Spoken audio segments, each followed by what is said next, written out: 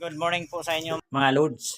So andito naman po tayo ngayon para mamili ng ating dadalhin sa ating pupuntahan. So padala po ito ng ating sponsor.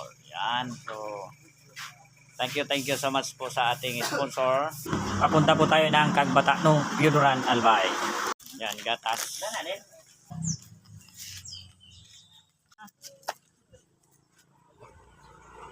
Doon kami nung sponsor namin today. Para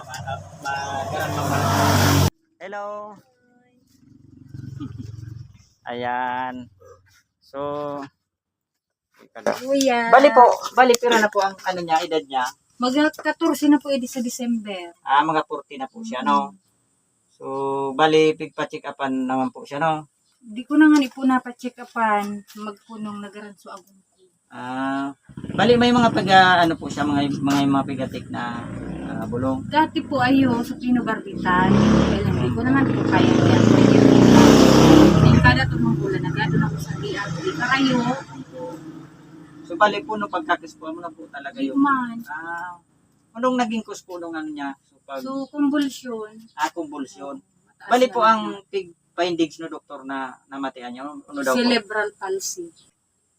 So dati nung ano siya, nung akis pa, Normal siya. normal po siya. Kaya lang nung baby siya, mag 1 month siya bago nung pinangakas ko. Opo. Nagkakuan daw siya kaning komplikasyon sa dugo. Komplikasyon. Infection po. Uh-huh. Pero nung mga edad po niya siring sadi, malusog po siya, no? Ay, ning kwan siya, 1 year and 7 months, Opo. na inatake na siya ni Arisa. Opo. Kaya nakagi siya, mga kwan lang, 7 bulan. Opo. Kaya po mga Lods, so mga gusto pong magpaabot dito po sa anak po ni Ma'am Merien. So, nandito po yung kalagayan ng kanyang anak. Yan po. So, bali, pinisita po natin siya. So, dinala po natin siya ng grocery para po may maitimpla naman pong gatas itong anak po ni Ma'am Merien.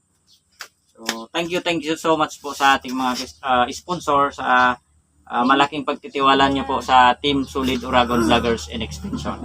Gusto pong magpaabot ng tulong po kay John Anthony, so message na lang po kayo mga Lods. Ayan. Yung kanilang bahay mga Lods. Yan. So medyo malapit po sila sa dagat. Yan. Bali siya na lang po ang nagtataguyod sa kanyang pamilya.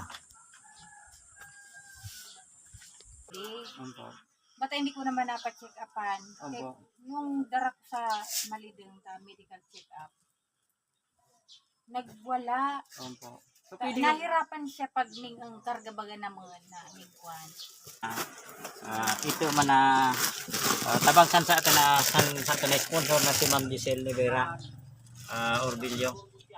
So yan yung pinadala sa inyo, itong bugas para may susap na. Yan. So bali yan po ang pinabot na itong tabang ni konting tulong ni Ma'am Giselle para may masapna mambarang kamong bugas.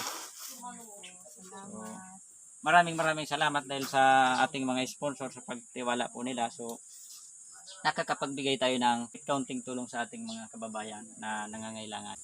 Thank you sa lahat ng tumulong, tutulong pa. Tapos sa grocery na dala ni Sir. Thank you. Si Ma'am Giselle. Salamat sa iyo, Ma'am.